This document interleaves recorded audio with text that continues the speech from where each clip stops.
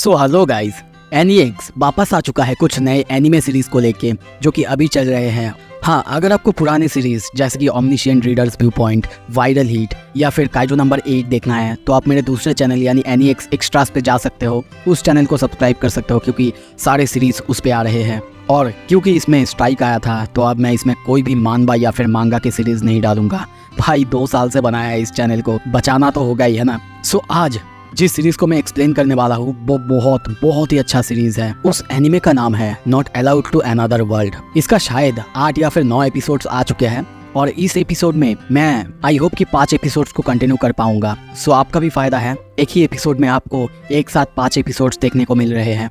और I don't know कि ये एपिसोड कितना लंबा हो जाएगा, मगर जितना भी हो इंटरेस्टिंग है, देखते रहो।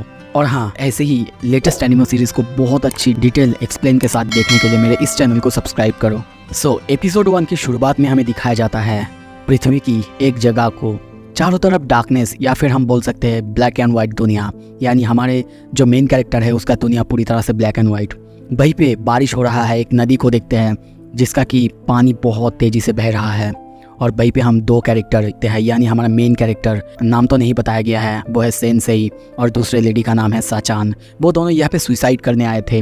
अपने हाथ में वो दोनों एक लाल धागा बांधने के बाद कहते हैं चलो अब दोनों साथ में यहीं पे मरते हैं ताकि हम इसके बाद एक ही साथ रह पाए। पर वो लोग वहाँ पे और कुछ करते, तभी देखते हैं एक ट्रकून आता है और उन दोनों को वहीं पे मार देता है। तभी हमें वहाँ पे नोट दिखाया जाता है और इसी दिन एक सर्टेन ग्रेट ऑथर और उसकी लवर इस दुनिया को छोड़ के चले गए। तभी सीन शिफ्ट होता है, हम उसको किसी जगह पे सोए हुए देखते हैं। जब वो जागता है अपने आसपास की जगह को देखता है कि चारों तरफ की दुनिया थोड़ा सा अजीब है और वो सोचता है शायद ये है मौत की बात की दुनिया। वो थोड़ा सा स्माइल करता है पर तभी वहाँ पे आवाज आता है, नहीं विजिटर, ये मौत की बात की दुनिया नहीं है, ये दूसरी दुनिया है जहाँ पे आपको लाया गया है। और कुछ देर बाद वो उस जगह को मतलब अपनी दुनिया को दिखाने लगती है और एक्सप्लेन करने लगती है कि वो बंदा यानी ऑथर वो कुछ ही लोगों में से है जिनको कि चुना गया है इस दुनिया में लाने के लिए और इस दुनिया को बचाने के लिए। उस दुनिया को देखते हैं जहाँ पे ड्रैगन्स, शायद मैजिक और सब कुछ एग्जिस्ट करता है। ये सब सुनने के बाद वो ऑथर कहने लगता है, क्या तुम कह रही हो मुझे चुना गया है, किसी दूसरे दुनिया में लाया गया है अपने दुनिया से ताकि मैं इनको बचा सकूं।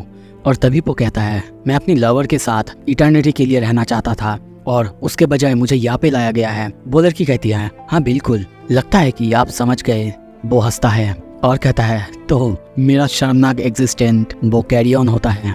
यहाँ पे इस लड़की का नाम है एनेट। तो एनेट कहने लगती है उसकी आखिर मिशन क्या क्या है। अच्छा, यहाँ पे और एक चीज़ है इन्फॉर्मेशन, इस दुनिया में जिनको भी लाया जाता है उनको एडवेंचरर कहा जाता है, तो वो भी उसे एडवेंचरर कहती है। पर तभी जब वो पीछे देखती है कि वो बंदा पॉइजन की दवा खा के वहीं पे गिर चुका है। ये देख के वो बहुत चौंकती है और तभी देखते हैं वो उसे अपने मैजिक से फिर से बचा लेती है। पर वो बंदा ये देख के उसे रुकने के लिए कहता है कि तुम्हें ऐसे करने की ज़रूरत भी नहीं है और वैसे भी तुम मेरी मदद नहीं कर रही हो। वैसे भी मेरे लिए इस दुनिया में या फिर उस दुनिया में कुछ भी नहीं रखा है, इसीलिए मेरा मरना ही सबसे अच्छा है। एनेट कहने लगती है ये आप क्या कह रहे हैं एडवेंचरर, आपको चुना गया है इस दुनिया को बचाने के लिए, आप एक महान एडवेंचरर बनेंगे और आप अपने मिशन को रिफ्यूज़ कर रहे हैं। ये सुन के वो कहता है क्या कहा तुमने चोजन?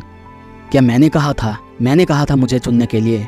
पर ये सुन के एनेट कहती है क्या आपको उस दुनिया में एक ट्रक ने धक्का नहीं मारा था? और ये सुन के वो कहता है क्या एक ट्रक? हाँ अब याद आया, एक ट्रक तो था। और ये सुन के एनेट कहती है हाँ बिल्कुल, वो ट्रक ऐसी है जो कि दूसरी दुनिया से हमारी दुनिया में उन लोगों को भेजता है जो कि अनहैप्पी है या फिर उनको चुना जाता है। वो एक ऐसी ट्रक है जो कि हमारी दुनिया में लोगों को भेजता है। मतलब यहाँ पे भाई ओपी ट्रकून, अभी कमेंट कर दो यार ओपी ट्रकून। और कहती है पता है तुम्हें चुना गया है, इसका मतलब तुम्हें इस दुनिया को बचाना होगा, तुम्हारे लिए ग्रेट पर्पस वेट कर रहा है, कॉन्ग्रेचुलेशंस। पर तभी देखते हैं वो बंदा अभी भी उन सारे पॉइजनस गोली को खाए जा रहा था और तभी उठता है, उसके पास आता है और उसका छड़ी पकड़ते हुए कहता है तुम्हारे उस ट्रक ने मेरी बिलवेड के साथ मुझे छुड़ा दिया। वैसे तुम्हें कौन डिसाइड करने देता है कि कौन अनहैप्पी है या फिर नहीं? ये सारे बातें सुनने के बाद वो सोचती है क्या इसे खुशी नहीं हुआ है? पर क्यों? ये तो बहुत नाखुश था अपने पिछली जिंदगी में, यहाँ तक कि इसने सुसाइड करने के बारे में भी सोचा था, फिर क्यों? ठीक है, इसे अब समझ में नहीं आ रहा है, पर जब इसे पता चलेगा कि इसके पास कितना सुपर ह्यूमन ताकत है इसके पास, वो जरूर खुश हो जाएगा। वो उसकी स्टेटस विंडो को निकालता है और जब देखता है तब बहुत ज़्यादा हैरान होता है क्योंकि वहाँ पे लिखा हुआ था HP1 और सोचती है ट्रक ने जिसे भी इस दुनिया में लाया है उसके पास कुछ ना कुछ सुपर ह्यूमन एबिलिटीज़ तो होते ही है और इसके पास भी होगा। पर जब वो वहाँ पे देखती है यानी मॉनिटर में देखती है कि वहाँ पे कोई भी एबिलिटीज़ नहीं था, सब में HP1 और सब कुछ 1-1 था, बस वहाँ पे लिखा हुआ था तो पॉइजन। यह देख के वो और शॉक में जाती है क्योंकि इस बंदे के पास कोई भी ताकत नहीं है, मतलब ये बंदा मरने ही वाला है। वो उसके सारे रिकॉर्ड देखने लगती है, उसे अभी भी विश्वास नहीं हो रहा था पर कहीं भी उसे कुछ नहीं मिलता, बस मिलता तो है 0 या फिर 1। सोचती भी है कि शायद कोई हिडन एबिलिटी होगा पर कोई भी हिडन एबिलिटी नहीं था, कुछ भी नहीं था। वो बस सोचती है नहीं, मैंने कभी भी ऐसा नहीं देखा कि कोई दूसरी दुनिया से यहाँ पे एडवेंचरर आता है तो वो इतने कमज़ोर होते हैं। पर तभी देखते हैं वो बंदा बाहर से उठ के चले जाने लगता है, पर तभी देखते हैं वो उसकी हाथ पकड़ती है और कहती है रुकिए, आई एम सो सॉरी। वो उसे समझाने लगती है ये दुनिया उनके लिए बिल्कुल नहीं है, इस दुनिया में उनको मिस्टेकली लाया गया है। वो बार बार उसे सॉरी कहने लगती है पर वो बंदा जाना चाहता है, बाहर जाना चाहता है, देखना चाहता है इस दुनिया को और सोचता है अगर यही सच है तो मैं इसी दुनिया में मरूंगा। पर वो बार बार समझाती है वो इस जगह से बाहर पैर रखेगा उसे मार दिया जाएगा क्योंकि इस दुनिया में बहुत खतरनाक मॉन्स्टर्स है। पर वो बंदा उल्टा कहता है मैं बस ऐसी कोई जगह ढूंढ रहा था जहाँ मैं मर सकूँ, वो भी शांति से, तो मुझे कोई परवाह नहीं है। ये कहते हुए वो वहाँ से चले जाता है और उसके जाते ही हम देखते हैं वो एनेट उसकी तरफ देखने लगती है और सोचती है क्या ये आदमी ये कुछ अलग है। और तभी वो अपने पास्ट के बारे में कहने लगती है मैं पहले बहुत ज़्यादा प्राउड थी कि मैं दूसरी दुनिया के लोगों को यहाँ पे आते हुए गाइड करती थी, मैं बहुत खुश होती थी, उनको प्रेज करती थी। पर अलग अलग लोग आए इस दुनिया में जो कि अलग अलग तरीके के थे जिनको कि मुझे प्रेज करना पड़ता था। पर एक वक्त आया जब मैं अंदर से पूरी तरह से खाली हो चुकी थी और ऊपर से बस उनको प्रेज करे जाती थी।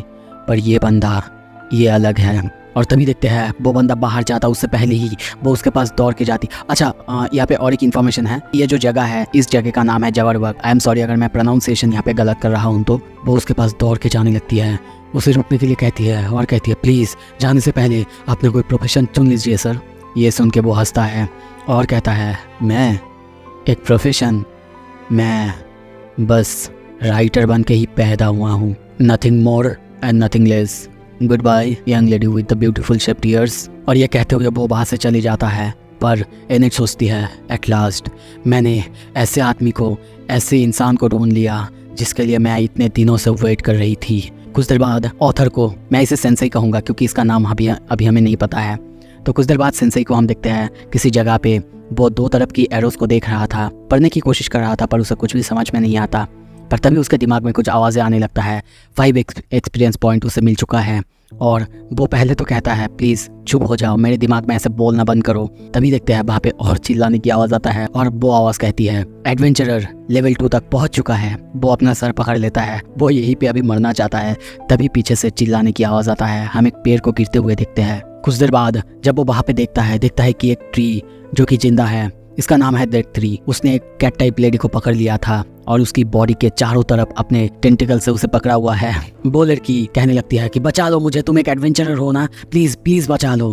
पर वो वहाँ पे जाता है और कहता है क्या मैं तुम पर एक नोवेल लिख सकता हूँ। ये सुन के वो बहुत गुस्सा करने लगती है और कहती है क्या पागल हो चुके हो क्या, जल्दी से जल्दी मुझे बचा लो। पर वो वहाँ पे जाता है और वहाँ पे जंप करने लगता है और कहता है आई एम सॉरी मैं तुम तक नहीं पहुँच सकता। वो पेड़ अपने टेंटिकल से उसको भी पकड़ लेता है। वो कहता है आई एम सॉरी अब मैं भी कुछ नहीं कर सकता। वो वहाँ पे जाके उससे कहता है नाइस टू मीट यू। वो चिल्लाने लगती है उसके ऊपर। पर तभी देखते हैं वो समझाने लगती है ये जो डेथ ट्रीज होते हैं इनके पास सक्शन की कैपेसिटी होते हैं या फिर एबिलिटीज होते हैं जो कि दूसरों की लाइफ स्पैन सक करते हैं। कुछ देर बाद देखते हैं उनके चारों तरफ जो टेंटिकल्स या फिर वो ग्लो होने लगता है, मतलब उनके बॉडी के अंदर से लाइफ स्पैन धीरे धीरे कम हो रहा है। ये देख के सेंसेई कहता है ओह मुझे मज़ा आ रहा है, क्या तुम भी इसके लिए एक्साइटेड नहीं हो। ये सुन के वो और ज़्यादा चीखती है, उसके ऊपर चिल्लाने लगती है कैसे एक एडवेंचर इतना यूजलेस कैसे हो सकता है। पर तभी देखते हैं कुछ देर बाद वो ट्री सेंसेई की लाइफ स्पैन पूरी तरह से सक कर लेता है। वहीं पे सेंसेई बेहोश या फिर मर जाता है। वो लड़की कहने लगती है प्लीज़ ऐसे मत मारो प्लीज़। पर तभी देखते हैं कुछ अजीब होता है। वो टेंटिकल जो कि सेंसेई को पकड़ा हुआ था वो पूरी तरह से ब्लैक होने लगता है। धीरे धीरे वो डार्कनेस पूरी तरह से पूरे पेड़ में फैल जाता है और कुछ ही देर बाद देखते हैं वो पेड़ पूरी तरह से तबाह हो जाता है। उस लड़की को पहले तो कुछ भी समझ में नहीं आता, पर तभी सेंसेई कहता है अरे यार, मैं फिर से बच गया। तभी आवाज आता है, एडवेंचरर ने डेथ 3 को हरा दिया है, एडवेंचर की पॉइजन ने 300 डैमेज दिया है। ये सुन के वो कहती है, क्या पॉइजन? यहाँ पे एक और नोटिस करने वाली बात है कि इनका जो सर के अंदर की आवाज़ है वो आई थिंक कि बाहर भी सुनाई देता है, नहीं तो वो लड़की नहीं सुन पाती। उस लड़की को कुछ भी समझ में नहीं आता ये सब क्या चल रहा है। क्या इसके पास कोई भी पावर नहीं है, उसके बदले इसके अंदर पॉइजन की पावर है, या फिर क्या कुछ और। सेंसेई को देखते हैं, वो अब लेवल 3 तक पहुंच चुका है, जो कि उसके सर में जोर से बसता है। वो लड़की अपने आप को बचाने के लिए उसे थैंक यू कहती है। और कुछ देर बाद जब वो पूछती है, क्यों तुम्हारे अंदर इतना ज़्यादा ताकत है, फिर तुम छुपा क्यों रहे थे? वो कहता है, ऐसा कुछ नहीं है, मैं बस हर बार मरना चाहता हूँ और हर बार मैं मरने से फेल हो जाता हूँ। वो लड़की तभी उसके पास जाती है, उसका नाम पूछती है। वो कहता है, ज़्यादातर लोग तो मुझे सेंसेई ही कहते हैं। और तभी देखते हैं वो लड़की उसकी हाथ पकड़ती है, अपने साथ अपने घर में जाने के लिए कहती है। पर तभी जब वो हाथ पकड़ती है, उस ऑथर की हाथ या फिर सेंसेई की हाथ में हम देखते हैं वही लाल धागा जो कि सुसाइड करने से पहले वो पहना था। और तभी उसे अपनी बिलावेड साचान की याद आता है। वो सोचता है, क्या साचान, कहीं इस दुनिया में तुम भी तो नहीं हो? और तभी वो वहाँ से उठता है और हंसते हुए सोचता है, साचान, अब मुझे इस दुनिया में, इस अजीब सी दुनिया में बसने का एक रीज़न मिल गया है। दूसरी तरफ वो लड़की उसे अपना नाम बताने की कोशिश करती है, पर बार बार वो साचान साचान कहने लगता है। वो अपने हाथ की उसी धागे को देखते हुए कहता है, तुम कहीं भी हो साचान, आई स्वेयर मैं तुम्हें ढूंढ लूँगा और उसके बाद एक साथ हम दोनों हमारी लाइफ पूरी तरह से ख़त्म कर देंगे। तभी सीन शिफ्ट होता है। दूसरी तरफ हम देखते हैं एनेट को, जो कि यहाँ की गॉड से प्रे कर रही थी कि भगवान उसे इस दुनिया से बचा के रखे, प्रोटेक्ट करे और किसी ना किसी दिन फिर से उस एडवेंचरर से उससे मिला दे। वो और कुछ कहती उससे पहले ही हम देखते हैं वो सेंसेई वहाँ पे आ जाता है। वो उसे देख के बहुत खुश होती है, उसके पास दौड़ के जाने लगती है। पर तभी पीछे से वही लड़की कैटगर्ल आती है और कहती है, हे सेंसेई, हम यहाँ पे क्यों आए हैं? वो उस लड़की को देख के बहुत हैरान होती है। एडवेंचरर यानी सेंसेई कहता है, क्या मैं तुमसे कुछ पूछ सकता हूँ? शायद साचान नाम की एक लड़की है, वो भी इस दुनिया में ट्रांसफर हुई है, क्या तुम मुझे उसे ढूंढ दे सकती हो? ये सुन के वो और ज़्यादा शॉक होती है और कहती, क्या और एक लड़की है? आखिर ये कौन है? सीन शिफ्ट होता है। अब हम देखते हैं सेंसेई को बाहर, उसके साथ वो कैटगर्ल जो कि उसे अपने घर ले जाना चाहती थी। और तभी वो उसका हाथ पकड़ती है। पर तभी देखते हैं वहाँ पे एनेट भी आ जाती है और उसको मारते हुए कहती है, ऐसे ही कैजुअली किसी मर्द का हाथ में हाथ नहीं देते, और वो भी पब्लिक में। क्या तुम्हारे पास कोई शर्म या फिर कुछ भी नहीं है? ये देख के वो कैटगर्ल उससे पूछती है, तुम्हें क्या हो रही है फिर? ओह अच्छा, तो तुम उसके प्यार में हो? वो लड़की पूरी तरह से डिनाई कर देती है। पर तभी देखते हैं वो दोनों ऐसे ही झगड़ रहे थे, पर पीछे से सेंसेई वहाँ पे जो कचरा पड़ा हुआ था वहाँ पे जाके कुछ ढूंढने लगता है। और तभी बातों बातों में एनेट बता देती है कि वो दूसरी दुनिया से आया है। और ये सुन के वो कहती है, ओह अच्छा, तो इसी वजह से वो इतना ज़्यादा ताकतवर है। पर एनेट को कुछ भी समझ में नहीं आता। फिर वो कैटगर्ल उसे बता देता है कि उसने एक ही बार में डेथ 3 को हरा दिया था और उसे बचा लिया था। पर तभी हम देखते पीछे से सेंसेई को, वो एक कॉफिन के अंदर सोने के लिए जाता है। उन दोनों को कहता है, जब टाउन आ जाएगा तुम दोनों मुझे जगा देना, एनेट और तामा। वो कैटगर्ल कहती है, मेरी नाम तमा नहीं है, मेरी नाम है। पर वो कॉफिन बंद कर देता है। फिर सीन शिफ्ट होता है किसी दूसरी तरफ, एक महल में हमें किसी लेडी को दिखाया जाता है। सेकेंड एपिसोड की शुरुआत में हम देखते हैं उन दोनों को, यानी टामा, अब तो टामा ही कहूँगा क्योंकि उसके नाम अभी यही रख दिया गया है। तामा और एनेट को देखते हैं जो कि उसकी कॉफिन को खींच के ले जा रहे थे। तामा उसके ऊपर चिल्लाने लगती है, पर अंदर से कोई जवाब नहीं आता। उसे लगता है कि शायद वो मर चुका है। एनेट को देखते हैं, वो उसका स्टेटस देखती है और कहती है, नहीं, बोल सकते हैं कि वो अच्छे से सो रहा होगा। तभी कॉफिन के अंदर हम देखते हैं सेंसेई को, वो सो रहा था और तभी उसके दिमाग में साचान की इमेज आता है। तभी वो अपना आँख खोलता है और सोचता है, साचान, एक दिन मैं तुम्हें ढूंढ लूंगा और उसके बाद एक साथ हम सब कुछ खत्म करेंगे। कुछ देर बाद सीन शिफ्ट होता है, उन तीनों को मार्केट में देखते हैं। एनेट कहती है, हमें शायद अब कासल की तरफ निकल जाना चाहिए। उनके जाने के बाद हम देखते हैं कॉफिन को देख के सब कहते हैं, ये यहाँ पे कहाँ से आया? सीन शिफ्ट होता है कुछ देर बाद कासल रॉथ में देखते हैं। वहीं पे हम किंग ऑफ रॉथ, थॉमस और प्रिंसेस शार्लेट को देखते हैं। वो किंग उन्हें बहुत अच्छे से वार्म वेलकम करता है, यहाँ तक कि वो उन्हें वहाँ पे रहने की अनुमति भी वहाँ पे दे देता है। वो एडवेंचरर यानी सेंसेई से पूछता भी है, तुम्हारी स्टोरी क्या होगा? कितनी सारी इंटरेस्टिंग जर्नियाँ की होगी तुमने, है ना? पर वो कहता है, क्या मैं आपको बताऊं कॉफिन के अंदर सोना कैसा लगता है? यह सुन के बहुत डर जाते हैं। पर एनेट को देखते हैं, वो तभी इस बात को संभालते हुए कहती है, आपकी बेटी प्रिंसेस शार्लेट वो बहुत खूबसूरत है सर। ये सुन के वो खुश होता है और तभी देखते कुछ देर बाद उसकी शादी के बारे में बात करता है और तभी दो आदमियों को वहाँ पे बुलाता है। कहता है इनमें से कोई एक के साथ इसकी शादी होगी और उन दोनों को वो उनसे इंट्रोड्यूस करवाता है। एक है गोमेज द वॉरियर और एक है ऑटो द म्यूजिशियन। वो उन दोनों को इंट्रोड्यूस करवाने के बाद कहता है इस दुनिया में अब बहुत से मॉन्स्टर्स आ रहे हैं और मुझे नहीं लगता कि मैं अब उनके सामने स्टैंड ले सकता हूँ, और इसीलिए मैंने डिसाइड किया है कि इन दोनों में से ही कोई शार्लेट की हस्बैंड बनेगा।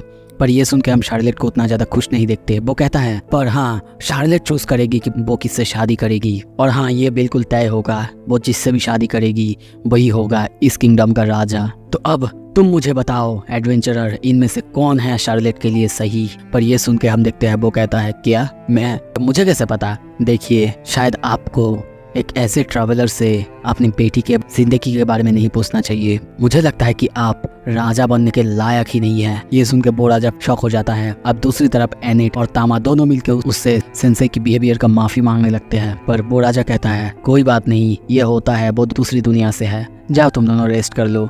कुछ देर बाद हम देखते हैं सेंसेई बाहर से चले जाते हैं। सीन शिफ्ट होता है, रात में हम देखते हैं सभी सोए हुए हैं पर सेंसेई वो जगे हुए हैं और खिड़की की तरफ देख रहे हैं। तभी कुछ देर बाद देखते हैं एनेट उठ जाती है और उसे पूछने लगती है सेंसेई क्या आपको नींद नहीं आ रहा है। वो कहता है नहीं, मेरे रात हमेशा ऐसे ही होते हैं। ये सुनने के बाद वो थोड़ा सा चुप रहती है और फिर पूछती है अच्छा आप जो साचान के बारे में बोलती है कैसी है वो। और ये सुनते ही सेंसेई चुप हो जाता है, कुछ भी नहीं कहता। पर तभी देखते हैं वहाँ पे कैट गर्ल यानी तामा की टेल को, और ये देखते ही एनेट वहाँ पे उसकी चादर को उठा लेता है और देखता है कि तामा उसकी थाई पे सोई हुई है। ये देख के वो मारने लगती है और तब उन दोनों का झगड़ा हो जाता है। और इसी बीच हम देखते हैं वो वहाँ से बाहर जाने लगता है। जब वो बाहर जाता है देखता है कि वहाँ पे प्रिंसेस शार्लेट भी जगी हुई है। वो उसके पास आता है। प्रिंसेस उसे देखते हुए कहती है वाह तुम्हें भी नींद नहीं आ रहा है। कुछ देर बाद वो दोनों उस व्यू को देखने लगते हैं। तभी सेंसेई कहता है ये इतना सुंदर है कि मुझे जंप करने का मन कर रहा है। वो कहती है क्या तुम इतनी ज्यादा ट्रबल में हो कि तुम्हें अपने आप को मारने का मन करता है। पर ये सुन के वो थोड़ा सा स्माइल करता है और कहता है पर अभी तो मुझसे ज़्यादा तुम बहुत ज़्यादा ट्रबल में हो। और ये सुन के वो अपना सारा सच्चाई उसे बताने लगती है कि कैसे गोमेज उसके लिए एक परफेक्ट चॉइस हो सकता है क्योंकि वो बहुत ज़्यादा ताकतवर है। या तक कि सिपाही और उसके पापा वो सब उसके ऊपर पूरी तरह से भरोसा करते हैं। पर दूसरी तरफ है ऑटो, मैं उसके साथ ही बड़ी हुई थी। मुझे जब भी ज़रूरत पड़ती वो आता, मेरे लिए गाना बजाता, मेरे साथ ही रहता और मुझे कंफर्ट करता। ये सारे बातें सुनने के बाद वो उसे समझाने लगता है तुम्हारी लाइफ और मेरी लाइफ बिल्कुल अलग है।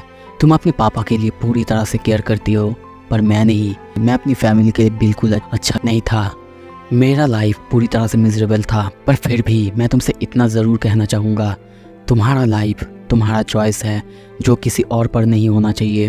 ध्यान से जो भी चुनना है चुनो, किसी और पर अपने लाइफ की सब कुछ मत सौंपो। ये सुन के शार्लेट बस उसको देखने लगती है। सीन शिफ्ट होता है। अगले दिन सुबह देखते हैं राजा ने फिर से ट्रैवलर यानी सेंसेई और उसके साथ एनेट और तामा को भी बुलाया था। वो एक्सप्लेन करता है कि आज कुछ स्पेशल है। आखिरकार फाइनली प्रिंसेस ने ये डिसाइड कर लिया है कि वो किससे शादी करेगी। उन्होंने उनको इसीलिए बुलाया है कि ताकि वो लोग यहाँ पे विटनेस हो सके। कुछ देर बाद वो कहती है प्रिंसेस शार्लेट अब जाओ, जिसको चुनना है चुनो। कुछ देर बाद प्रिंसेस को देखते हैं।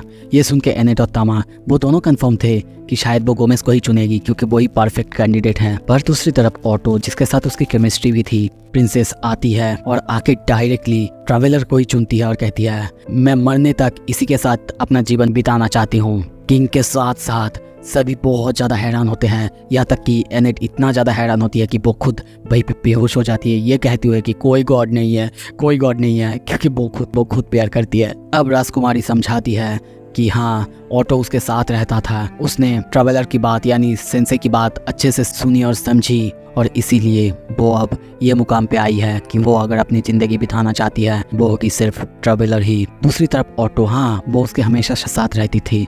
पर ये सिर्फ यही नहीं कि वो उसके दुख में ही उसके साथ देती थी, पर उसे एक्चुअली गाना बजाना अच्छा लगता है, इसीलिए वो हमेशा बजाता रहता है। यहाँ तक कि लास्ट नाइट तब भी वो वहीं पे था। पर मैं गोमेज के पास भी नहीं जा सकती, पता नहीं क्यों, वो बहुत ज्यादा अजीब सा स्मेल करता है। तभी देखते हैं किंग वहाँ पे आता है। वो उसे रोकने की कोशिश करता है पर तभी प्रिंसेस उनके ऊपर ही गुस्सा करने लगती है और कहती है यहाँ पे कोई ऐसा नहीं है जो कि मेरी फीलिंग समझता है। आप भी नहीं, किसी ने मुझसे नहीं पूछा कि मुझे शादी करनी भी है कि नहीं, सिर्फ यही था जिसने मेरी बात सुनी और अब मैं इसी के साथ अपनी जिंदगी बिताना चाहती हूँ। सेंसेई हंसता है और उससे कहता है तो तुम मेरे साथ अपनी पूरी ज़िंदगी बिताना चाहती हो। पर तभी वो और कुछ कहता है। हम देखते हैं गोमेज उसका हेलमेट उतर जाता है और उसकी बॉडी पूरी तरह से बदलने लगता है और कुछ ही देर बाद देखते हैं वो पूरी तरह से ट्रांसफॉर्म होकर एक बुल में बदल जाता है। वो सब अब उसे देख के बहुत ज़्यादा शॉक हो चुके थे। तभी देखते हैं वो बंदा यानी गोमेज या फिर वो बीस्ट अपने आप को एक्सप्लेन करते हुए कहता है, मैं इस किंगडम को कॉन्कर करने के बाद डार्क लॉर्ड को सौंपने वाला था, पर इस लेडी ने मुझे पहचान लिया। पर वो कहती है, नहीं, मैंने बस कहा कि ये थोड़ा सा अजीब स्मेल करता है। पर फिर भी वो बहुत गुस्सा करने लगता है और कहता है, अब कोई फ़ायदा नहीं है, अब तुम सबको मैं तबाह कर दूंगा। सीन शिफ्ट होता है, तामा को देखते हैं। वो एनेट को उठाने की कोशिश करती है। सोल्जर्स भी आ चुके हैं अब वहाँ पे, पर वो एक ही झटके में सारे सोल्जर्स को बहुत दूर फेंक देता है और उस जगह को ही पूरी तरह से तबाह करने लगता है। एक बड़े से पत्थर की पिलर तामा और एनेट पर आके गिरता, उससे पहले ही हम देखते हैं तामा उसे बचा लेती है। पर अब देखते हैं तामा को बहुत गुस्सा आ चुका था। वो तभी जाके उस पर हमला करती है। गुस्से में उसको कहने लगती है, आ जाओ, अगर तुमको लड़ना ही है तो। वो पीस भी देखते हैं अब बहुत ही गुस्से में उसकी तरफ आगे बढ़ने लगता है। वो दौड़ते हुए उसके पास आता। तामा थोड़ा सा झुकती है, उसके पेट में हिट करती है, पर उससे भी उसे कुछ नहीं होता। फिर अपने हाथों से उसके सींग पर स्क्रैच करने या फिर तोड़ने जाती, पर उससे भी उसको कुछ भी नहीं होता।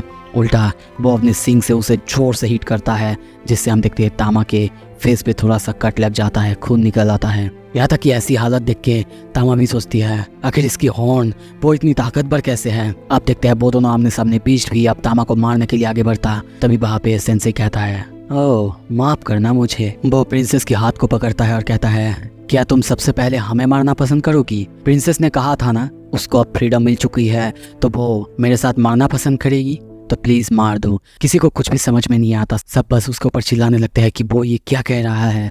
पर तभी ये सुन के वो बीस्ट हंसता है और कहता है, अगर तुम्हें ऐसे ही चाहिए तो ठीक है, मार देता हूँ। इसके बाद राजा को मारूंगा और इसके बाद पूरी सिटी को तबाह करूंगा। पर ये सुन के वो कहता है, हाँ कर दो, हमें क्या, वैसे भी तब तक हम मर चुके होंगे। पर अब प्रिंसेस को देखते हैं, वो चुपचाप है। वो बीस्ट अब उन दोनों को मारने के लिए आगे बढ़ ही रहा था। वो मारता उससे पहले ही हम देखते हैं प्रिंसेस सोचती है, नहीं, मैं अभी मरना नहीं चाहती, मैं मरना नहीं चाहती, मैं यहाँ के लोगों के लिए कुछ करना चाहती हूँ। वो कहती है, ट्रैवलर, मैं मरना नहीं चाहती, मैं बहुत कुछ करना चाहती हूँ। सेंसेई थोड़ा सा स्माइल करता है और कहता है, बिल्कुल, तुम्हें करनी भी चाहिए। और तभी वो उसे धक्का देता है और खुद मरने के लिए तैयार होता है। पर वो बीस्ट उसके पास आता, उसे मारता उससे पहले ही हम देखते हैं एनेट उठ जाती है और अपनी पावर से एक शील्ड क्रिएट करती है, जिसपे वो बीस्ट और आगे नहीं जा पाता। यहाँ तक कि उसकी पावर इतनी ज़्यादा थी कि उसकी हॉर्न तक पूरी तरह से तबाह हो जाता है। और अब एनेट तभी कहती है, तामा अब तुम्हारी बारी। और तभी देखते हैं तामा अपनी पावर का यूज़ करती है और एक खतरनाक उस पर अटैक करती है, जिसकी वजह से वो दीवार तोड़ते हुए दूर जाके गिरता है। अच्छा, यहाँ पे बता दूँ, यहाँ पे हर एक का अलग लेवल होता है। जैसे कि अब हमारी मेन प्रोटैगनिस्ट, उसकी लेवल है 3 और वैसे ही एनेट की लेवल है 18। कुछ देर बाद जब सब कुछ खत्म होता है, हम देखते हैं अब एनेट और तामा दोनों के बीच अच्छी बॉन्डिंग बन रही है। कुछ देर बाद प्रिंसेस को देखते हैं, वहाँ पे किंग रोते रोते आता है उनके पास और कहने लगता है, मेरी फुलिशनेस के लिए मुझे माफ़ कर दो, मैं तुम्हें समझ नहीं पाया। शार्लेट कहती है, सॉरी पापा, मुझे ऐसा करना पड़ा, पर अब से हम एक फैमिली की तरह बात करेंगे और फ्रीली बात करेंगे इस किंगडम के बारे में और अच्छे से रहेंगे। ये सुन के वो भी बहुत खुश होता है। दोनों के बीच अब फिर से सब कुछ ठीक हो जाता है। ये देख के सेंसेई फिर से थोड़ा सा हंसता है और कहता है, फिर से एक बार मैं मरने से फेल हो गया। सीन शिफ्ट होता है, अब शार्लेट को प्रिंसेस से बाकी उस किंगडम की क्वीन बना दिया गया है। कुछ देर बाद हम देखते हैं फिर से तामा और एनेट उस कॉफिन को खींचते हुए ले जा रहा था, जिसके अंदर वो दोनों उसके बारे में भी चिंता कर रही थी। सेंसेई उन्हें समझाता है कि सब कुछ ठीक होगा, अब उन्हें चिंता करने की कोई ज़रूरत नहीं है। तीसरे एपिसोड की शुरुआत होता है। हम देखते हैं पहाड़ों में एनेट और तामा सेंसेई को लेके जा रहे थे। तभी वो लोग लंच ब्रेक के लिए रुकते हैं। सेंसेई अपनी कॉफिन से बाहर निकालता है और कहता है, क्या तोफू है? पर उनके पास तोफू नहीं था, पर एनेट नोट ज़रूर कर लेती है। कुछ देर बाद देखते हैं वो मैप निकल के प्लानिंग करने लगते हैं कि वो लोग कहाँ जाएंगे। तामा कहती है कि इसके बाद उसके होम टाउन, और फिर अगर होता है तो 4 टेम्पल में से एक टेम्पल में हर एक विजिटर को या फिर हर एक ट्रैवलर को जाना ही होता है, और उन्हीं टेम्पल में से उन लोगों को जो डार्क लॉर्ड होता है उसके पास जाना होता है फाइट करने के लिए। पर सेंसेई की मोटिव वो थोड़ा सा अलग है और इसीलिए हमें इन 4 टेम्पल में घूमना होगा और फिर इन्फॉर्मेशन गैदर करना होगा। तामा कहती है, क्या हमें पूरी दुनिया घूमनी होगी? वो कहती है, हाँ बिल्कुल।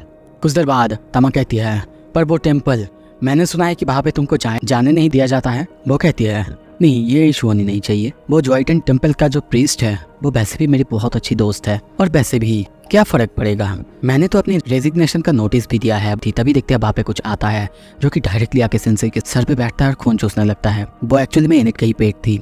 वो उसे देखते ही कहती है रुको, तुम यहाँ पे आए हो, तुमने रेजिग्नेशन तो दिया है ना। पर तभी देखते हैं वो अपने मुंह से रेजिग्नेशन पेपर बाहर फेंकता है। एनेट को बहुत गुस्सा आता है और वो उसे फेंक देती है। कुछ देर बाद जब वो उड़ते हुए दूर जाता है, उसके बाद वो सेंसेई के पास आता है। सेंसेई उसे देखते हुए कहता है तुम्हारी मास्टर बहुत ज़्यादा फ्यूरियस है ना, तुम कितने दूर से उससे मिलने के लिए यहाँ पे आए हो। और देखो तो मैं समझता हूँ, तो अब तुम्हारी परफेक्ट नेम तुम्हारे लिए है मेलोस।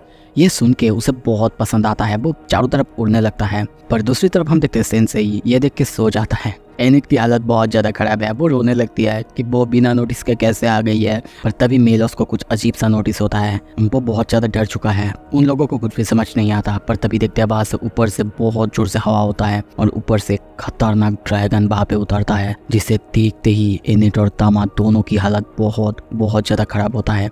तामा कहती है क्या दुनिया की सबसे ताकतवर जीव ड्रैगन अगर ये यहाँ पे क्या कर रहा है। तभी देखते हैं वो ड्रैगन उनको देखते ही उनके ऊपर चिल्लाने लगता है। पर तभी पीछे से कोई आता है और कहता है रेउका रुक जाओ। एक लड़की को देखते हैं जो कि उसकी तरफ आगे बढ़ने लगता है। तामा रुकने के लिए कहती है पर वो वहाँ पे जाता है। हम देखते हैं वो उस ड्रैगन को सहलाने लगती है और कुछ अजीब सा मंत्र पढ़ने लगती है। उन दोनों को बहुत अजीब लगता है। वो दोनों समझ ही नहीं पाते क्या हो रहा है। वो दोनों उससे पूछते हैं वो आखिर कौन है। पर वो बताती है यहाँ पे बहुत ज़्यादा बड़े बड़े मॉन्स्टर्स है, तुम्हें यहाँ पे रुकना नहीं चाहिए। देख के लगता है ऐसे ही तुमने किसी को खो दिया है।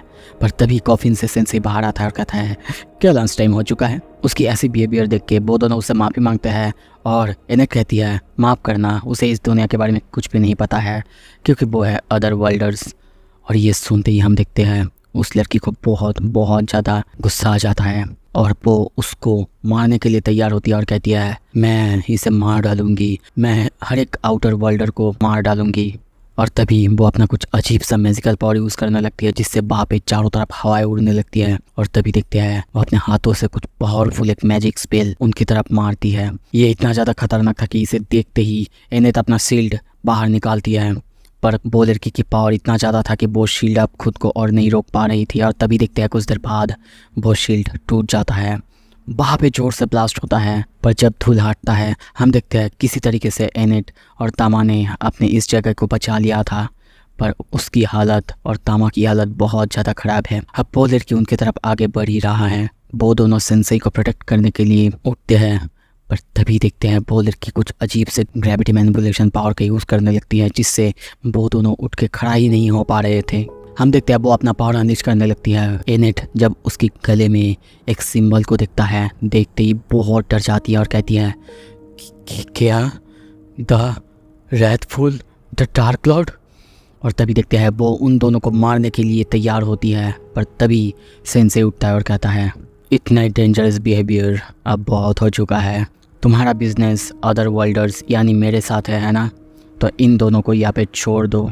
तुम चाहो तो मुझे मार दो, मैं मरने के लिए बिल्कुल तैयार हूँ, पर इन दोनों को छोड़ दो। वो दोनों पीछे से बार बार उसे रोकने की कोशिश करते हैं। ये बात सुनते ही वो लड़की उसकी बॉडी के आर पार अपना हाथ कर देती है जिससे उसका बहुत सारा खून निकल जाता है और वो वहीं पे गिर जाती है। वो लड़की जाते हुए कहने लगती है मेरी नाम है Valdelia, may you rest in peace other worlder. वो ऐसे चाह ही रही थी तभी पीछे से आवाज़ आता है तुमने मुझे स्टैप कर दिया है ना, पर मैं समझता हूँ तुम्हें, तुम कैसे फील करती हो। मैं भी तुम्हारी तरह ही ऐसी ही था पहले, मैं भी किसी को मारना चाहता था। अब जब मैं तुम्हें देख रहा हूँ तुम्हारे आंखों में उस सौरों को, उस दर्द को। क्या तुम अपनी स्टोरी शेयर करना चाहोगे मेरे जैसे एक अदर वर्ल्डर से। वो उसकी गाल को जाके छू लेता है। उस लड़की को कुछ भी समझ में नहीं आता और तभी देखते हैं वो बहुत नर्वस होते हुए रियुका को यानी अपने ड्रैगन को बुलाती है और वहाँ से उड़ के चले जाने लगती है। पीछे से उनको देखते हुए सोचने लगती है ये आखिर क्या था और वो आदमी वो भी कौन था आखिर। हम उन तीनों को वहीं पे बेहोश और गिरा हुआ देखते हैं। कुछ देर बाद हम मेलो को देखते हैं, वो उनको ऐसे देख रही थी। सीन शिफ्ट होता है। कुछ देर बाद हम देखते हैं मेलो ने रूप बदल के एक टेंपल के बाहर लाया था और उसी के अंदर हम देखते हैं एक लेडी दरवाज़ा खोलते ही जब अपने सामने एनेट और सबको इस हालत में देखती है बहुत ज़्यादा हैरान होती है। वो पूछती भी है एनेट से क्या हुआ है। वो कहती है प्लीज़ मुझे कुछ नहीं हुआ है, तुम सबसे पहले इसको संभालो। ये सुनने के बाद वो हम देखते हैं सबको बचाने के लिए सारे के सारे प्रीस्ट को बुलाती है और साथ में जितने भी हीलिंग पोशन उनके पास थे सीन शिफ्ट होता है। अगले दिन हम देखते हैं एक दुकानदार जो कि पॉइजन के बारे में सेंसेई को बता रहा था, उसकी खूबियाँ के बारे में बता रहा था, पर देखते हैं इंस्टेंटली वो उस पॉइजन को पी लेता है, जो देख के वो दुकानदार के साथ साथ तामा भी बहुत चौंक जाती है और कहती है हे क्या कर रहे हो तुम, कल ही तो तुम ठीक हुए थे ना। वो कहता है नहीं ठीक तो हुआ हूँ पर कुछ ज़्यादा ही अच्छा, मैं खुद को फील नहीं कर पा रहा हूँ। और वो फिर से पीना चालू करता है। वहीं पे हम ईशा नाम की और एक एल्फ लेडी या फिर प्रीस्ट को और एनेट को देखते हैं। वो दोनों बात कर रहे थे सेंसेई के बारे में। एनेट उसे थैंक यू कहती है और पूछती है क्या तुम अदर वर्ल्डर निम्सा-चान उसको पहचानती हो। पर वो कहती है बिल्कुल नहीं, ऐसे किसी को भी मैं नहीं जानती। तभी ईशा कहती है एनेट उससे भी ज़्यादा ज़रूरी है, मैं क्या देख रहा हूँ तुम एक अदर वर्ल्डर के साथ अब ट्रैवल कर रही हो और उससे भी ज़्यादा बिना नोटिस तुमने अपना जॉब छोड़ दिया है। पर फिर भी मुझे थोड़ा सा रिलीफ तो हुआ है कि तुम ठीक हो। मैं पहले से ही जानती थी कि तुम इस जॉब के लिए बहुत ज़्यादा नॉर्मल बहुत ज़्यादा प्योर हो, पर अदर वर्ल्डर्स के साथ ऐसे बिल्कुल नहीं ठीक है। तुम्हें तो पता ही है वो सब कितने ज़्यादा बुरे होते हैं, उन सब के ऊपर विश्वास नहीं किया जा सकता। ये सुन के वो उसे समझाने की कोशिश करती है पर वो सुनने के लिए बिल्कुल नाराज़ है और कहने लगती है हर किसी के पास हमेशा डार्क लॉर्ड को मारने के लिए गिफ्ट दिया जाता है, पावर दिया जाता है, पर वो हमेशा उनका गलत इस्तेमाल ही करते हैं। बस बात कर ही रही थी तभी देखते हैं वहाँ पे एक बंदा आता है जो कि रैप करने लगता है उनको इम्प्रेस करने के लिए, यहाँ तक कि वो अपने हाथों से गोल्डन कॉइन भी प्रोड्यूस करने लगता है। पर तभी देखते ईशा बहुत ही गुस्से में कॉइन्स को पकड़ के उसके ऊपर ही फेंकता है, जो देख के डर के वो बंदा भाग जाता है। अब ये दिखाते हुए ईशा कहती है देखा सारे जो आउटवर्ल्डर्स होते हैं वो इनके जैसे ही होते हैं। एनेट उसे समझाने की कोशिश करती है नहीं ये बिल्कुल उनके जैसा नहीं है, पर ईशा मानने के लिए बिल्कुल तैयार नहीं है और कहती है मैं उसकी फेस देख के ही बता सकती हूँ वो कैसा है। तभी देखते हैं वहाँ पे सेंसेई आता है और एनेट से कहता है एनेट मुझे कुछ खरीदना है। ये सुनते ही एनेट उसे पैसे देने लगती है। ये देख के ईशा कहती है हाँ समझ गई, तुम अब तक उससे इन्फ्लुएंस बिल्कुल नहीं हुई हो। कुछ देर बाद जब वो उसकी एबिलिटीज़ के बारे में पूछती है एनेट बता देती है कि उसके पास कोई भी एबिलिटीज़ नहीं है, पर हाँ उसने ज़रूर हमें बचाने के लिए अपनी लाइफ को खतरे में डाल दिया था जब डार्क लॉर्ड ने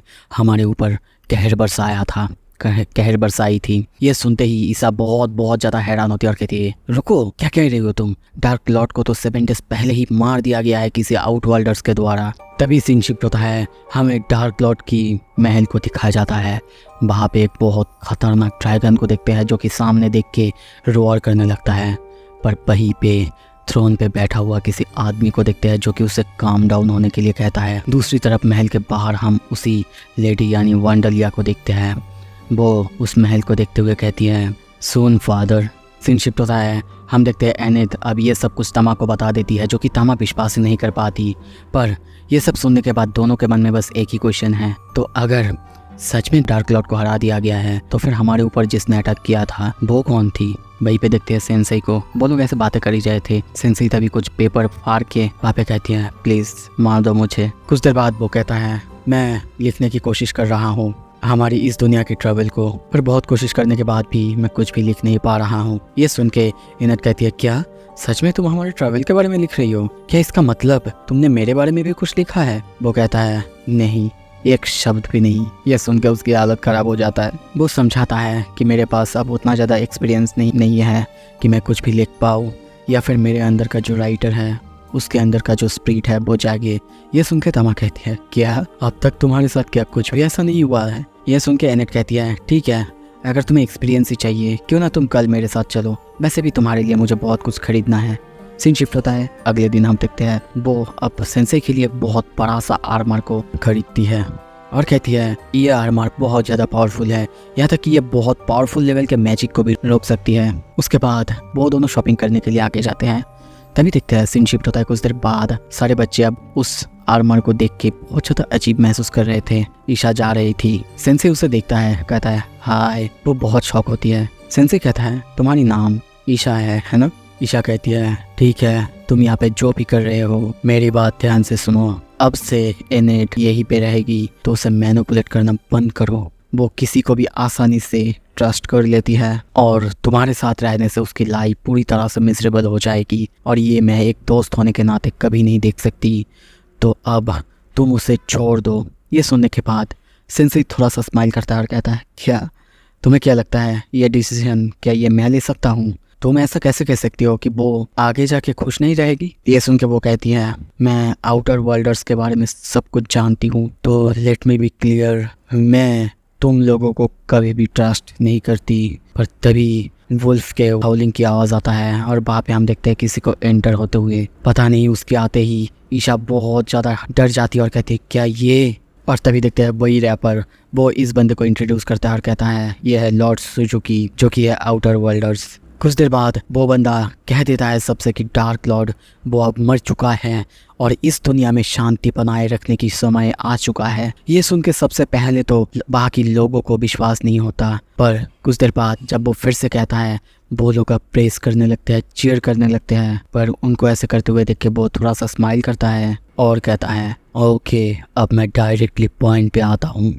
अब जब हमने डार्क लॉर्ड को हरा दिया है तो अब तुम लोग हमें रिकग्नाइज करोगे इस दुनिया के शासक के हिसाब से, और अब हम अदर वर्ल्डर्स इस दुनिया को रूल करेंगे और इस दुनिया में शांति बजाय रखेंगे। ये सुनने के बाद टाउन के लोगों को ये बात अच्छा नहीं लगता, वो लोग थोड़ा सा चिंता करने लगते हैं। तभी देखते हैं वो रैपर ईशा को दिखाते हुए कहता है, सुजुकी यही थी जिसने कि मेरे साथ बुरा बिहेवियर किए थे। सुजुकी अपने सवारी से उतरता है और कहता है, क्या तुमने एक आउटवर्ल्डर्स के साथ वायलेंस करने की कोशिश की है? ईशा समझाने की कोशिश करता है कि क्या हुआ था, पर वो उसके पास आता है, उसके सर में हाथ देता है और कहता है, be a good girl. Episode 4 की शुरुआत में हमें दिखाया जाता है वो जाके अब एनेट के सर पे हाथ रखता है और कहता है, बी ए गुड गर्ल। और तभी हम देखते हैं एनेट के साथ कुछ हो जाता है।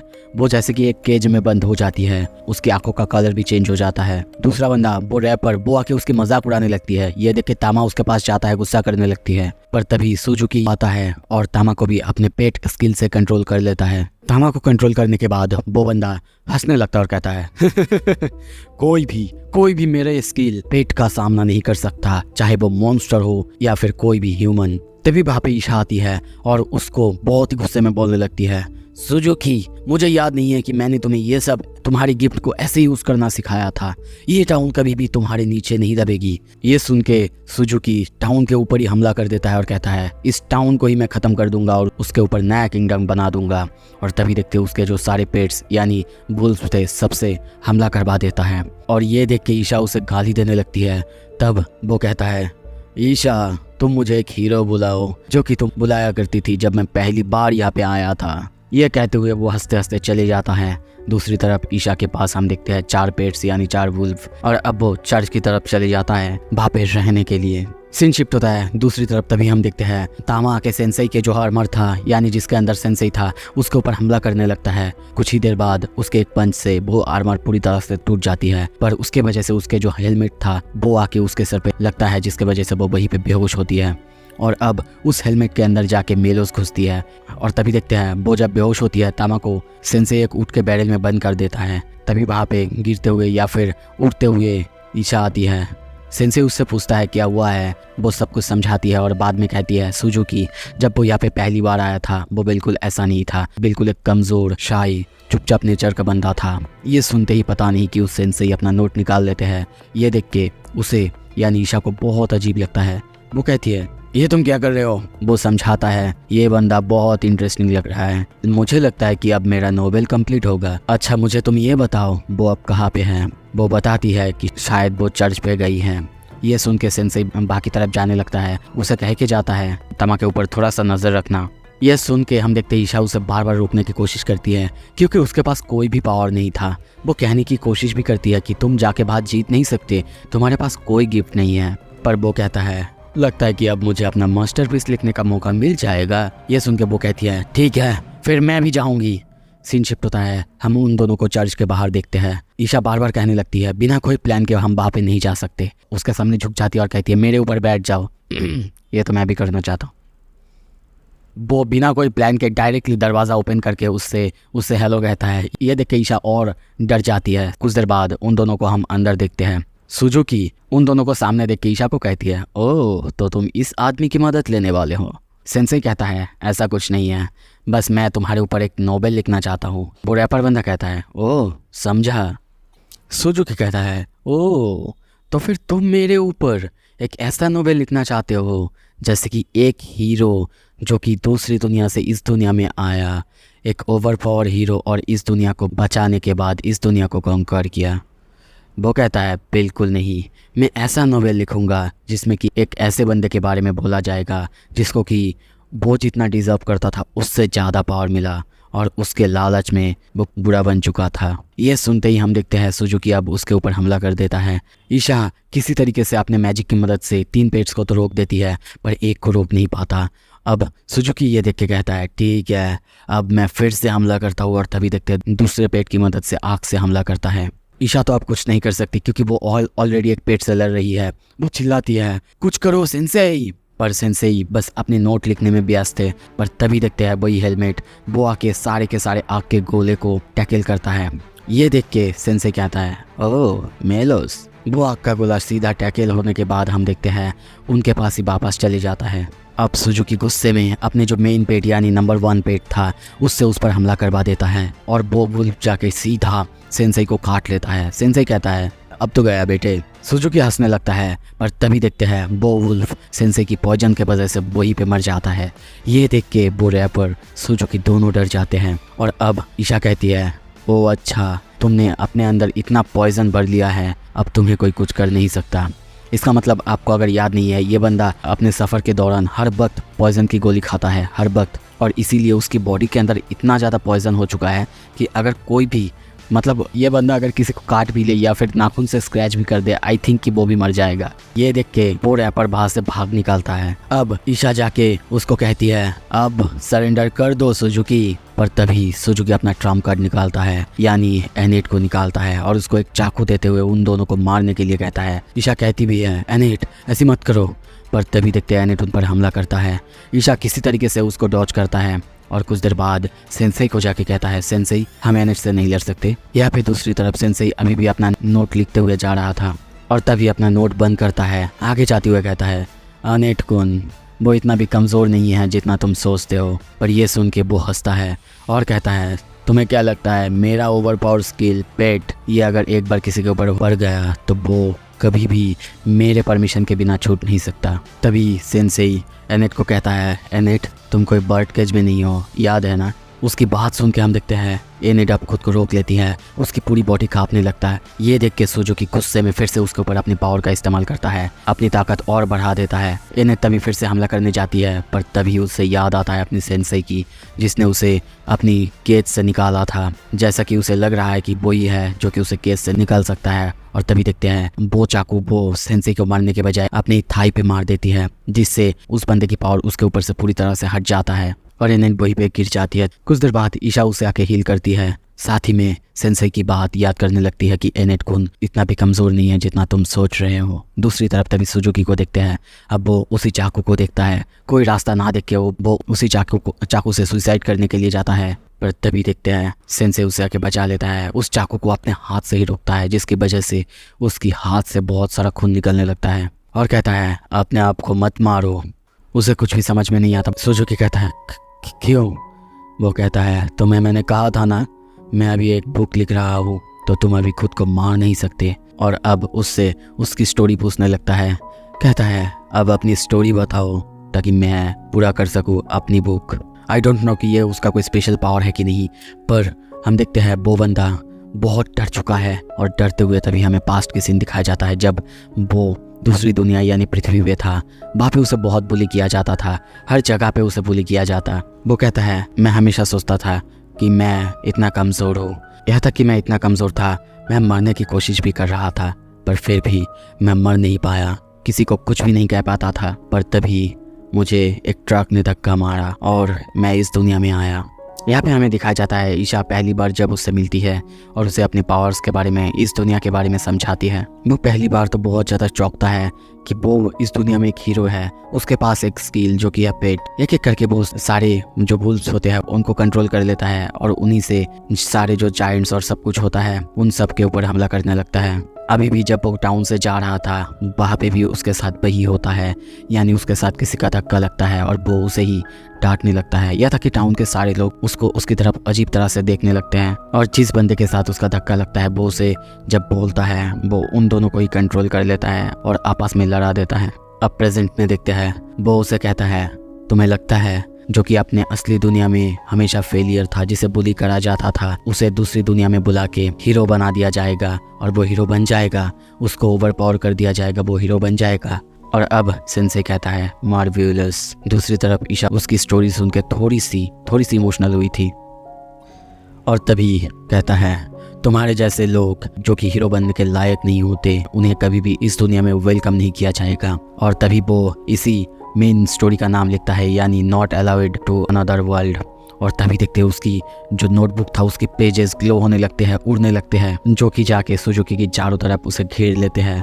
वो कहता है थैंक यू सुजुकी, तुम्हारी वजह से मैंने फाइनली एक स्टोरी लिखा जिस पे कि मैं पूरी तरह से सेटिस्फाई हूँ, पर अनफॉर्चुनेटली मैं इसे एक मास्टरपीस नहीं कह सकता। और तभी वो वहाँ से एक पेज निकालता है और फाड़ के वहाँ से चले आने लगता है। सारे पेजेस बहुत तेज़ी से ग्लो करने लगते हैं, वहाँ पे एक सर्कल की तरह हो जाते हैं। ईशा और एनेट बहुत ज़्यादा हैरान होते हुए कहते क्या ये टेलीपोर्टेशन स्किल है? तभी देखते हैं वहाँ से एक बहुत तेज़ रोशनी आसमान की तरफ निकल जाता है और कुछ देर बाद हम देखते हैं सुजुकी वहाँ से गायब हो चुका था। एनेट ईशा को देखते हुए कहती है ईशा यहाँ पे देखो, एक नई स्किल जो कि पहले नहीं था। हम भी देखते हैं उसका स्किल आ चुका है, राइटिंग। ईशा समझ जाती है, वो सोचती है शायद ये एक तरह का स्पेशल स्किल है, ये कभी कभी सर्टेन टारगेट्स पर एक्टिवेट होती है।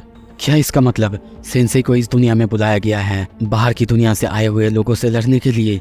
कुछ देर बाद हम देखते हैं सेंसेई नीचे गिरता और कहता है अरे नहीं, मैं फिर से अपनी मास्टरपीस लिखने में फेल हो गया।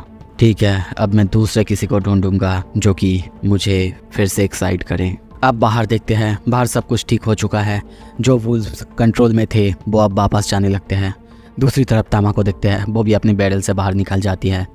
सीन शिफ्ट होता है, आगे देखते हैं ईशा ने सेंसेई को उसकी नई कॉफिन गिफ्ट करी थी, जो कि देख के सेंसेई बहुत खुश होता है। दूसरी तरफ ईशा अब एनेट को समझाती है कि शायद सेंसेई को इस दुनिया में लाने की मकसद कुछ और है, इस दुनिया की फ्यूचर उसी के हाथ में है, तो उसे अब अच्छे से सेंसेई को प्रोटेक्ट करना है, उसकी जर्नी में कहीं भी उसकी मदद करनी है। सीन शिफ्ट होता है, अब हम देखते हैं सेंसेई, तामा और एनेट जाने के लिए तैयार होते हैं। तभी ईशा पूछती है क्या तुम मुझे बता सकते हो वो आउटर वर्ल्डर्स आखिर उसके साथ क्या हुआ है? क्या उसे अपनी दुनिया में जाके फिर से ओवर पावर मिल चुका है या फिर वो जैसा था वैसा ही? वो कहता है किसे पता, पर हाँ उसकी दुनिया में उसकी स्टोरी अब तक ख़त्म नहीं हुई है। यह सुन के ईशा खुश होती है। एपिसोड 5 की शुरुआत में हम दो जगह को देखते हैं। पहले तो जुअरवर्क, दूसरा जगह है सोनतंग। वहीं पे हम देखते हैं ईशा के टेलीपोर्ट होती है। टेलीपोर्ट होते ही वो वुल्फ नाम के और एक प्रीस्ट से मिलती है जो कि ड्रिंक कर रहा था। वो कहती भी है और तुम फिर से ड्रिंक कर रहे हो? वो कहता है हाँ क्या करूँ, तुम्हारी जैसी किस्मत तो नहीं है कि अच्छे लोगों के बीच रहता हूँ, मुझे ड्वार्फ्स के बीच रहना पड़ता है, उनकी बॉडी ऑर्डर्स और उनका बिहेवियर्स। कुछ देर बाद वहाँ पे और एक बंदा आता है, वो उसे समझाने लगता है कि ऐसा नहीं कहते, पर वुल्फ उसके ऊपर ही गुस्सा करने लगता है। सिर्फ तुम ही हो जो कि नॉन एल्फ होकर भी एक प्रीस्ट है और तुम कहते हो मैं गुस्सा ना करूँ। वो लोग ऐसे झगड़ रहे थे, तभी वहाँ पे और एक बंदा सोटंग रीजन से ट्रेडिशनल मिलर आते हैं, सबको बैठने के लिए कहते हैं। कुछ देर बाद उन सबको हम वहाँ पे एक जगह बैठे हुए देखते हैं। वो लोग बात कर ही रहे थे, तभी वहाँ पे और एक लड़की आती है और वो आते ही वहाँ पे गिर जाती है, अपने आप को संभालती है। तभी मिलर सबको बताता है यह है हमारी नई रिक्रूटमेंट जो है एनेट की रिप्लेसमेंट, और वो सबको अपना अपना इंट्रोडक्शन देने के लिए कहता है। कुछ देर बाद देखते हैं वो अपने आप को इंट्रोड्यूस करती है, कहती है उसके नाम है आर्या और वो एनेट की जगह पे रिप्लेसमेंट है। पर जब मिलर उससे उसकी जगह के बारे में पूछता है कि वहाँ पे क्या हाल चाल है, वो कहती है हमारी जगह पे सब कुछ पूरी तरह से ठीक है। पर तभी वो बंदा कहता है क्या, पर प्रिंसेस शार्लेट अब क्वीन बन चुकी है ना बाकी? ये सुनते ही वो चौंकती है और कहती है हाँ मुझे याद नहीं था, I am so sorry. Isha सोचती है क्या सच में ये लड़की ये ठीक है? तो तभी दूसरा बंदा यानी गॉब्लिन अपने आप को इंट्रोड्यूस करते हुए कहता है मेरा नाम है एल्टॉन, आर्क बिशप एल्टॉन। मेरे जगह यानी मिथवो रीजन, वहाँ पे चारों तरफ शांति और सब कुछ है। तभी वही बंदा यानी जो ड्रिंक कर रहा था वो अपने आप को इंट्रोड्यूस करते हुए कहता है मैं हूँ वुल्फ फ्रॉम डिक्टन टेम्पल। मेरा जगह यानी समस्टैंग वो पूरी तरह से ठीक है, वहाँ पे सब कुछ सही है। पर तभी मिलर कहता है, पर मैंने तो सुना है वहाँ पे ड्वार्फ्स के बीच हमेशा लड़ाई होते रहता है। वो कहता है ये तो हर रोज की बात है, मैं क्या करूँ इसमें। ईशा अपने आप को इंट्रोड्यूस करती है कि वो जोएडन टेम्पल से है, उसकी जगह पे क्या क्या हुआ है वो भी एक्सप्लेन करती है और वो सब कुछ हमें पता है।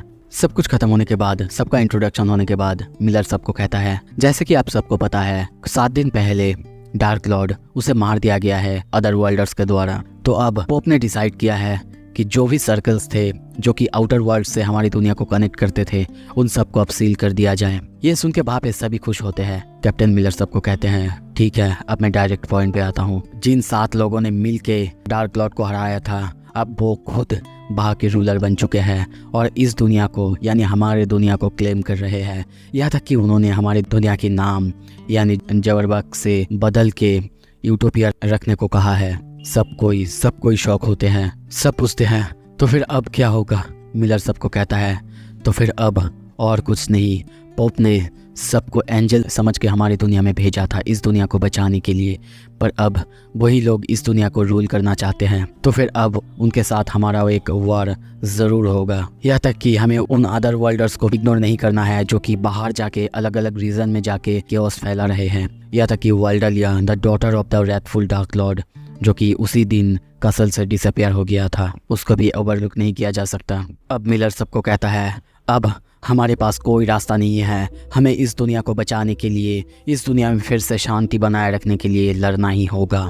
ये सुन के सभी थोड़ा सा सैड होते हैं और दूसरी तरफ तभी ईशा उन सबको बता देती है कि इस दुनिया में ऐसा एक आउटवर्ल्डर है जिसके पास ऐसी पावर है कि वो किसी भी आउटवर्ल्डर्स को अपने खुद की दुनिया में वापस भेज सकता है। ये सुन के वो सब बहुत हैरान होते हैं और कहते हैं क्या ऐसी पावर एग्जिस्ट भी करता है।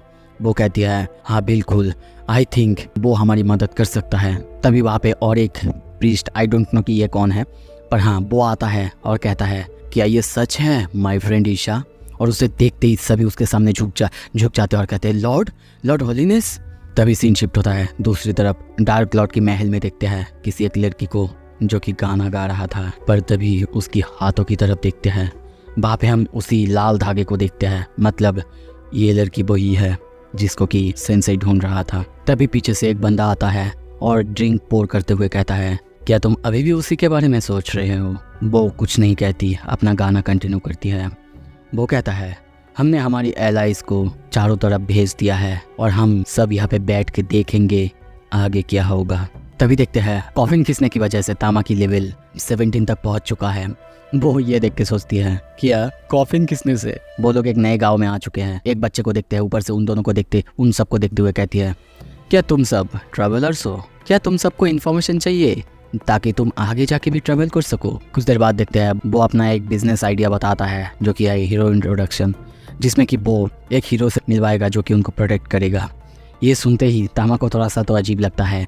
एनेट बहुत खुश होती है, एक्साइटेड होकर उसे पैसे देने के लिए भी तैयार हो जाती है। दूसरी तरफ तभी देखते हैं वो बच्चा उसके अंदर की डेड बॉडी और उसके बारे में और ग्रेव के बारे में बात करने लगता है, पर तभी अंदर से सेंसेई उठता है और उसे डरा देता है और कहता है मैं जिंदा हूँ। वो बच्चा बहुत डर जाता है। तामा उसे बताती है कि सेंसेई भी एक हीरो है, पर वो बच्चा ये मानने के लिए तैयार ही नहीं है कि ऐसी फेस जिसके पास है वो कैसे हीरो हो सकता है। तभी देखते हैं वो बच्चा एनेट के पास से पैसे ले लेता है और वहाँ से भागते हुए कहता है मेरा नाम है नीर। उसके जाने के बाद वो दोनों बहुत खुश थे कि उनके साथ एक वॉरियर भी अब जुड़ने वाला है। सीन शिफ्ट होता है, रात होता है। हम उनको एक जगह पे देखते हैं। वो दोनों उस वॉरियर के आने के लिए वेट कर रहे थे। सेंसेई कहता है वो बच्चा वो अब लौटने नहीं वाला, क्योंकि उसके आंखों में बच्चों वाली हरकत ही नहीं थी, जैसे कि वो ऑलरेडी एडल्ट हो चुका है। ये सुनते ही वो लोग जहाँ पे ठहरने आए थे, बाकी लेडी उनको कहती है क्या तुम लोग नीर की बात तो नहीं कर रहे हो ना, वो तो कभी भी कोई एडवेंचर से मिला ही नहीं, तुम्हें कैसे मिलाएगा। वैसे वो बहुत बड़े बड़े बोलता है और फेंकता है, बस और कुछ नहीं। ये सुनते ही एनेट की हालत तो बहुत ख़राब हो जाता है। सेंसेई पूछता है तो फिर बताइए ये नीर आखिर कौन है ये। तभी वो बताने लगती है वो एक ऑर्फन है जो कि रिसेंटली इस टाउन पे रहने के लिए आया है। कभी कभी मुझे उसके लिए बहुत बुरी लगती है। उसके पास कोई भी ऐसा नहीं है जिस पर वो रिले कर सके, और हाँ जिन हीरोज़ की वो बात करता है कभी वो उन हीरोज़ से मिला ही नहीं, और इसीलिए खुद के लिए वो दूसरों को ऐसे फूल बनाता है। जो लोग यहाँ पे विजिटर्स आते हैं उनको फूल बनाता है, पर पता नहीं कोई उसकी मदद क्यों नहीं करता। अगर सच में वो हीरोज़ होते हैं तो वो उसकी मदद क्यों नहीं करता। सीन शिफ्ट होता है किसी नाला या फिर नदी के पास। हम नीर को देखते हैं, वो एक तलवार को देखते हुए थोड़ा सा सैड होता है। पर तभी वहाँ पे कुछ बंदे आते हैं और उसे किडनैप करके ले जाते हैं। सीन शिफ्ट होता है, हम जंगल के बीच किसी एक छोटे से घर में देखते हैं। 3 बंदों को देखते हैं और वहीं पे नीर को बंधा हुआ देखते हैं। उनको आज बहुत सारा सोना और सब कुछ मिला है, वो लोग बहुत खुश होते हैं। पर तभी नीर उनको धमकी देने लगता है, कहता है मेरे जो हीरो दोस्त हैं वो तुम्हें आके मार डालेंगे। पर वो लोग ये सुन के हंसने लगते हैं और उसके पास आके बोलते हैं तुम बहुत ज़्यादा बड़ बोले हो, तुम्हें क्या लगता है फिर हम कौन है। वो सब अपने अपने असली रूप या फिर बोल सकते हैं अपने अपने जो भी पावर्स है वो रिवील करते हैं।